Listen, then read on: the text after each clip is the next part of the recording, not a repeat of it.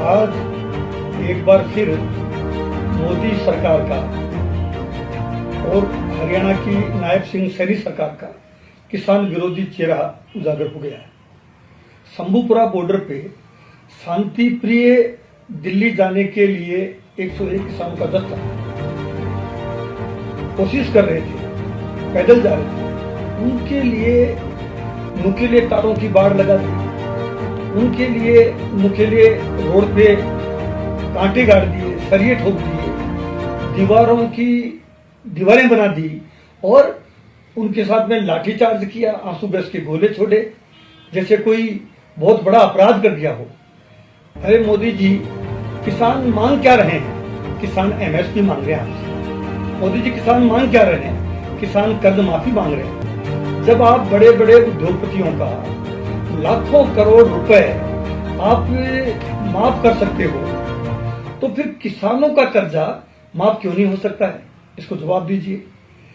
किसान जो इस देश का महत्वपूर्ण अंग है, किसान इस देश की रीढ़ की हड्डी है। किसान खुद लाल बहादुर शास्त्री जी ने जय जवान जय किसान का नारा दिया। यूपीए सरकार के समय किसानों का, जब यूपीए की चेयरपर्सन सोनिया गांधी रही, उस वक्त मनमोहन सिंह जी प्रधानमंत्री थे, किसानों का कर्जा लाखों करोड़ रुपए माफ हुआ। राजस्थान सरकार जब अशोक गहलोत जी मुख्यमंत्री थे, यहाँ पे किसानों की कर्ज माफी हुई, किसानों का अलग से बजट पेश हुआ। यानी कांग्रेस सरकारें जहां जहां भी रही, वहां किसानों के हितैषी हमेशा फैसले होते रहे। और आप तो याद कर लीजिए, चौधरी चरण सिंह जी ने भी एक बार कहा था कि इस देश की समृद्धि और खुशहाली का जो रास्ता है वो किसान के खेत और खलिहान से गुजरता है। वो बात याद करिए। आप क्या कर रहे हैं? आप जब भी चुनाव आते हैं, उससे पहले आप किसान की घोषणा पत्रों में आप किसानों के हित की बातें करेंगे, किसान की आय दुगनी करेंगे। आज तक दुगनी नहीं हुई। एमएसपी की बात की है, एमएसपी आज तक आप नहीं दे पा रहे हो। इवन हद हो गई कि शिवराज सिंह जी चौहान जो मध्य प्रदेश के मुख्यमंत्री रहे, बहुत ही वरिष्ठ नेता है, वो आज मुख्यमंत्री है। उनको देश के राष्ट्रपति जो हैं वो किसानों की मांगों के लिए डांट रहे हैं, लताड़ रहे हैं कि आप किसानों की सुनी, कोई सुनवाई नहीं। हमारे अजमेर जिले के सांसद भागीरथ चौधरी, उनको भी भारत सरकार में किसानों की पैरवी करने वाला विभाग मिला, यानी कृषि राज्य मंत्री बनने का सौभाग्य मिला। भागीरथ चौधरी जी, कम से कम आप तो किसानों के प्रतिनिधि बन के आप तो उनसे बातचीत करें। आप बातचीत करिए, उनकी समस्या का समाधान करने के लिए आगे आइए। लेकिन कोई बात नहीं करोगे, कोई समस्या का समाधान के ऊपर आपको वो ध्यान नहीं है।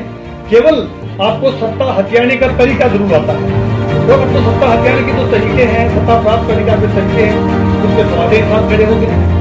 आप देख रहे हैं कि राहुल गांधी जी ने भारत जोड़ो यात्रा के माध्यम से किसानों के लिए, गरीबों के लिए, बेरोजगारों के लिए, दलितों के लिए, आदिवासियों के लिए, पिछड़ों के लिए, सबके लिए उन्होंने आवाज उठाई है। और अभी भी लोकसभा के अंदर वो मजबूत पैरवी कर रहे हैं। लोकसभा के बाहर भी हर जगह किसान आंदोलन में राहुल गांधी जी गए हैं। हमारी पार्टी के राष्ट्रीय अध्यक्ष खड़गे साहब हैं, उन्होंने हमेशा किसान हित की बात की है। प्रियंका गांधी जी ने हमेशा किसानों की बात खड़ी दिखी है। यानी कांग्रेस पार्टी सच्चे तौर पे किसानों की पैरवी करने वाली पार्टी है। आप सत्ता प्राप्त कर ली हरियाणा में, फिर सत्ता प्राप्त कर ली महाराष्ट्र में। इतने घमंड और अहंकार में आप चूर हो गए हैं कि किसानों के साथ में आप बदसलूकी कर रहे हैं, आप उनके साथ में बल प्रयोग कर रहे हैं, आप लाठीचार्ज कर रहे हैं, आप आंसू गैस के गोले छोड़ रहे हैं, किसानों को अपमान खालिस्तानी कैसे कर रहे हैं। जब शांतिपूर्ण ढंग से दिल्ली किसान आना चाहता है, क्यों नहीं आने देता है?